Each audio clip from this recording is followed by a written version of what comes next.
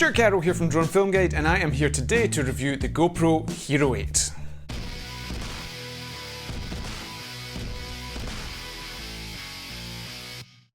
By way of a little context, this is the first GoPro that we have owned since the GoPro Hero 4, which we bought about 5 years ago for our DJI Phantom 2 drone. Since DJI integrated cameras into their drones, we've not had any need for GoPros because we don't jump out of planes or do downhill mountain biking or snowboarding or any of that kind of stuff. We own expensive DSLR mirrorless type cameras like this Panasonic GH5 that films me now, but that's quite a heavy and impractical system for vlogging, and that's why we got this camera for some outdoor vlogging. I recently upgraded my phone from this old iPhone SE to this iPhone 11, partly with a view to using it as a vlogging camera, and it does do very well, albeit the stabilization is nothing like as good as it is on the GoPro 8. But anyway, here I just want to make the point that not everyone has access to a £700, £1,000 phone, a £2,000 camera that I've got over here. This is our job, so we have access to this gear. For some people, the GoPro is the only piece of kit that they have. So we're going to look at this on a standalone basis. We're going to see how to get the very best out of your GoPro, and I'm going to go through now and review some of the functions so that you can get a good idea as to whether you should be investing your money in an action camera like the GoPro 8. In getting my hands on the first GoPro that we've owned for 5 years, I was instantly reminded of not only how small these cameras are, but how solid they feel. And things have moved quite a long way since the GoPro 4. This GoPro 8 is built to last. It really is an amazing little piece of kit. Quick point of clarification, we're not sponsored. We're not even going to earn any commission if you go ahead and buy a GoPro 8. So I've got no agenda here. I'm just telling you how I feel about it, having come back to GoPro for the first time in 5 years. The built-in fold-down legs are a great addition. It does away with the need for a little cage should you want to attach the camera to a little tripod mount like I have done here. In buying this GoPro 8 6 months after it came out, I've seen some of the reviews, some of the feedback, and people have said that this battery door is a bit fiddly and annoying. Personally, I don't find that to be the case. I don't have the point of comparison with the GoPro 7, 6 or 5, so I haven't intimately followed the journey through the series, but at the end of the day, if you want a tiny camera, there are going to be some tiny components on it. Also, we've done away with the cage, remember, so we have easier access to the battery compartment on the go. Unlike on previous models, GoPro has done away with the ability to replace the front part of the lens, and I do share in some of the outrage there because it does come across as a slightly cynical attempt to sell care plans and repair services and so on and so forth. Now, an argument has been made that this was done to stop the lens from fogging up and some condensation issues that can happen depending on the environment in which you use the camera. Fair enough. It's also made the camera a little bit smaller, but given that we are talking about an action camera, I think that is quite a downside. That being said, the glass is thicker, it's supposedly more difficult to break, etc, etc. I personally have had no issues, although we don't use this camera in particularly extreme ways, but it is an impossible thing to ignore if you think there could be any risk that you are going to smash this. In addition, GoPro have removed the HDMI port for streaming and external recording. I didn't care at the time of purchase, but now here we are sitting in quarantine and I would like to do some live streams for the YouTube channel. I thought maybe we'll use the GoPro 8 as a practical camera, use it as a much better quality webcam essentially, only to find out that the removal of the HDMI port really is quite a hindrance to doing that. The non-replaceable lens element issue can be solved by purchasing GoPro's roll cage accessory, and the absence of an HDMI port is fixed if you buy the media mod. You'll need to decide for yourself if it's worth the extra cash. The Hero 8 batteries are backward compatible with the Hero 6 and Hero 7 and so on, but if you're going the other way you might notice some performance drop off using the likes of Hypersmooth boost. So you can try it, but it's recommended that you use Hero 8 batteries for the GoPro Hero 8. Expect about an hour's recording time out of each battery. In my opinion, the touchscreen is very responsive and pleasant to use. It's also very bright, so it's easy to see in daylight conditions. We also have the option of setting some user-defined presets, so if you have a particular setup that you like, let's say slow motion with a certain frame rate or EV compensation, you can quickly switch to that.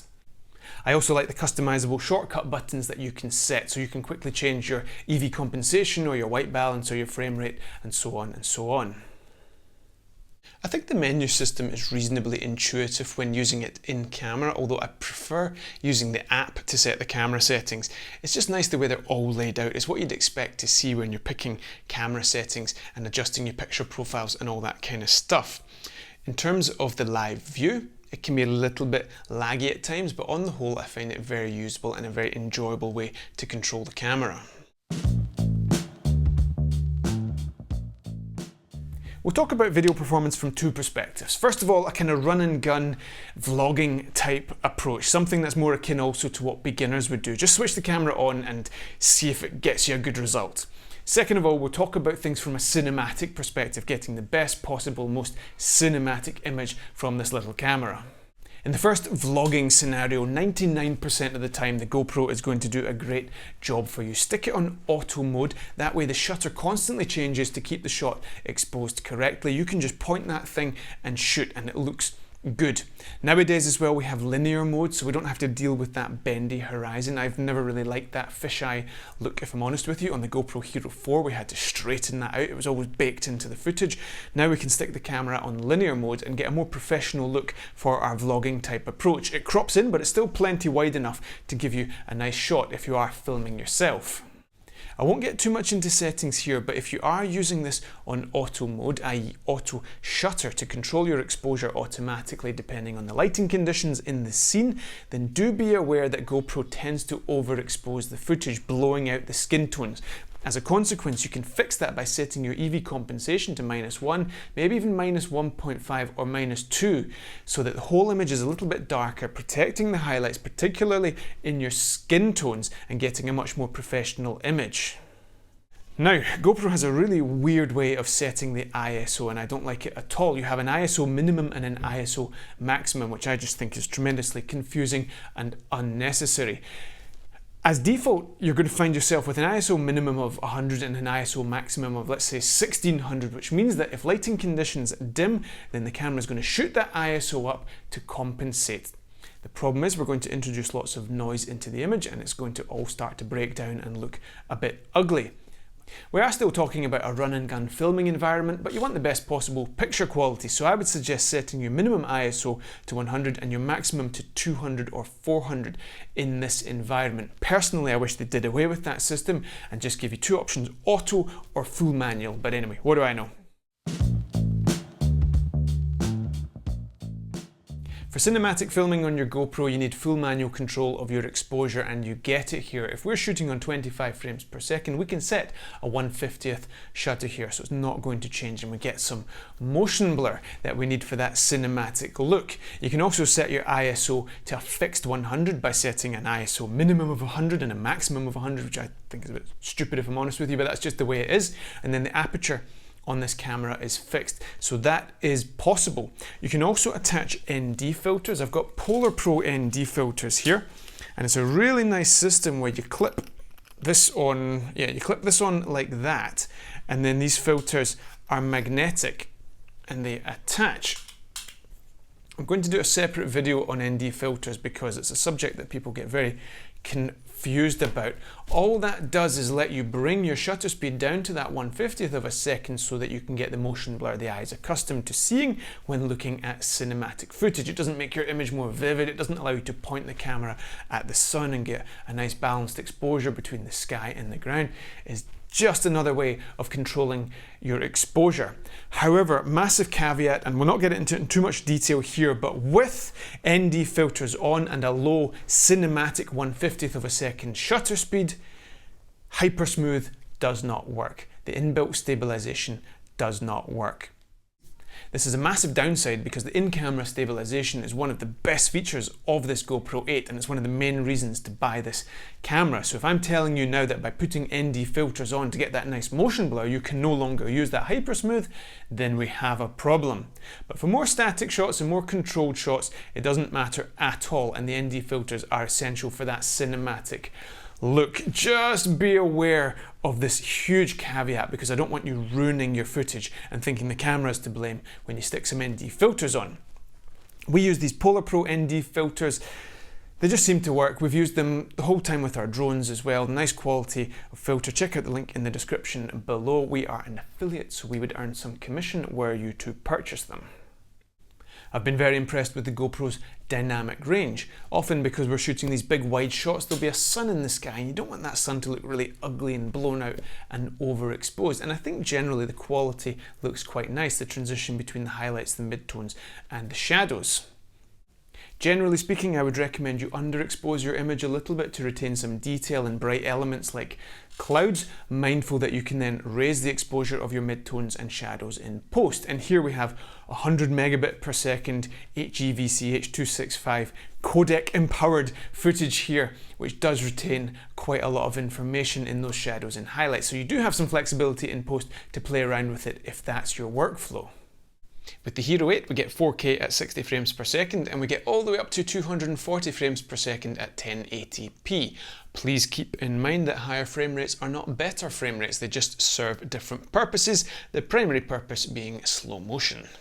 The image stabilization on this thing has blown my mind. Now I've noticed in some corners of the action camera community an expectation has developed that you can swing the camera around and it's still going to be stable. That is of course asking a lot, but you can run with this thing and it's stable.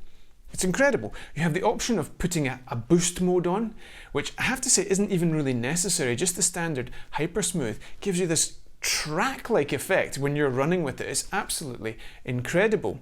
If you do put the boost on, I've noticed that it will fight some of your moves because the goal there is just to hold that image static. So if you want to use Hypersmooth just to smoothen out some of your handheld gimbal moves, for example, you don't use the boost. If on the other hand you just want rock steady kind of footage, you put the boost on.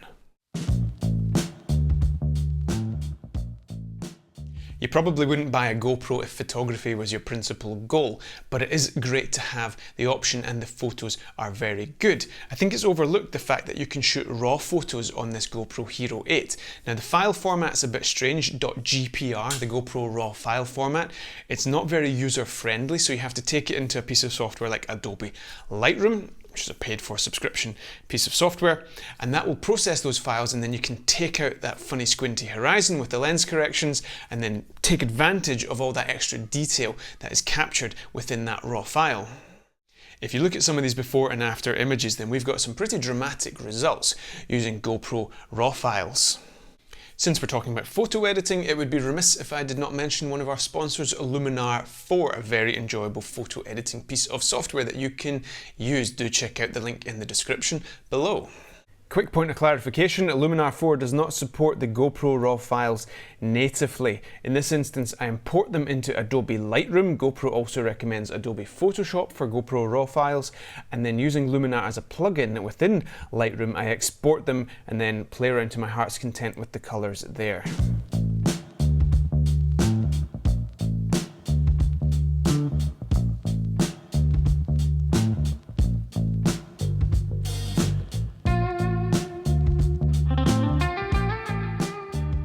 On the assumption you don't want to spend 5 minutes editing every single photo, then you can of course shoot JPEGs.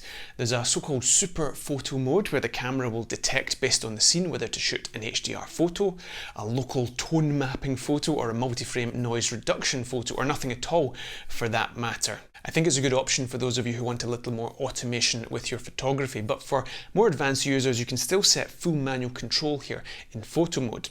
Let's say you're doing a nighttime shot, so you need a nice slow shutter to let lots of light into that sensor. Set your camera down on a solid surface because it's going to be shaky if you do it handheld. Put the timer on so that when you press the shutter button, a few seconds pass before the photo is taken, and you pressing that shutter doesn't shake the camera. You can set a 1/10 of a second shutter or 1 second shutter. All that light flows in and you have a great low light camera here, just as you would with a professional camera.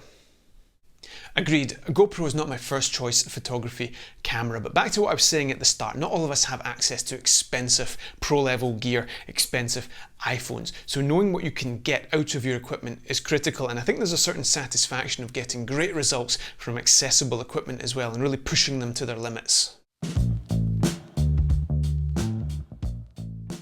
There are two ways of creating time lapses on the GoPro Hero 8. First up, the automated mode, whereby the camera takes interval photos, blends them all together and exports your final time lapse. It's very practical and I'd suggest you probably do that 9 times out of 10.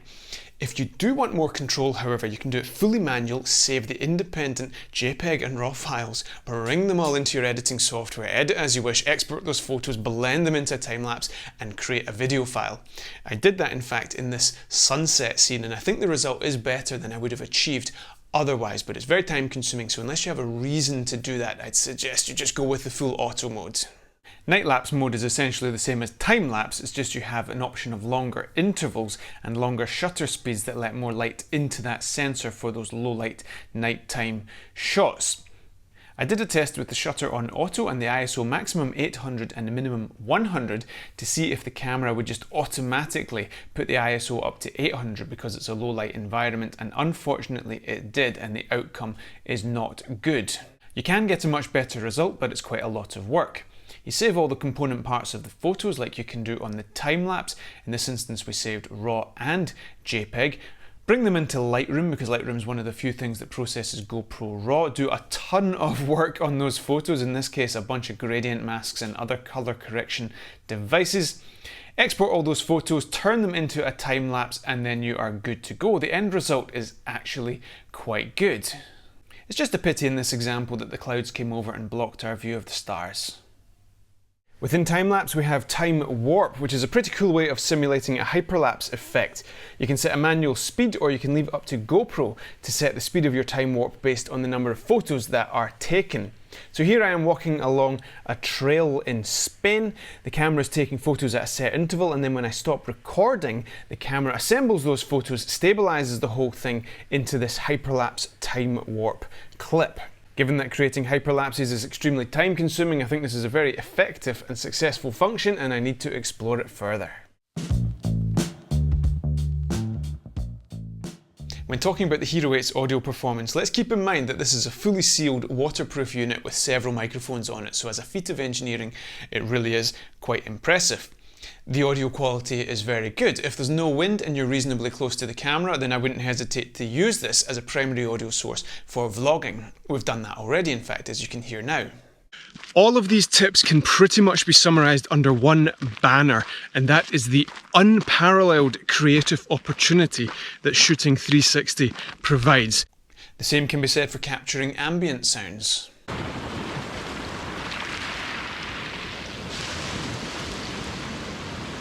The microphones are of course subject to wind noise. Now there's a built-in wind noise reducing function in the software, which might work okay if you're capturing motorcycle noise or you're snowboarding or skydiving, all that kind of stuff. If you're planning on vlogging, then it's going to mess up the sound of your voice, so I would suggest two options. The first option is to use a cheap foam wind slayer on your GoPro. I haven't used it myself, but the feedback seems to be very good from consumers. The second option is to ditch the GoPro onboard audio and use external audio, like this little sound recorder, Tascam DR10 I'm using here. That way you can put a little windshield on the microphone. So there you have it, the good, the bad and the ugly of using the GoPro Hero 8. We're fans, as you can tell. But having said that, we've not worked our way through the progression of the 5, the 6 and the 7, so I know some of you might not feel compelled to upgrade necessarily. Do leave your thoughts in the comments below, love to hear from you. Check out some of those ebooks that I was talking about and some of the other bits and bobs we've got in the description there, and we will see you next time.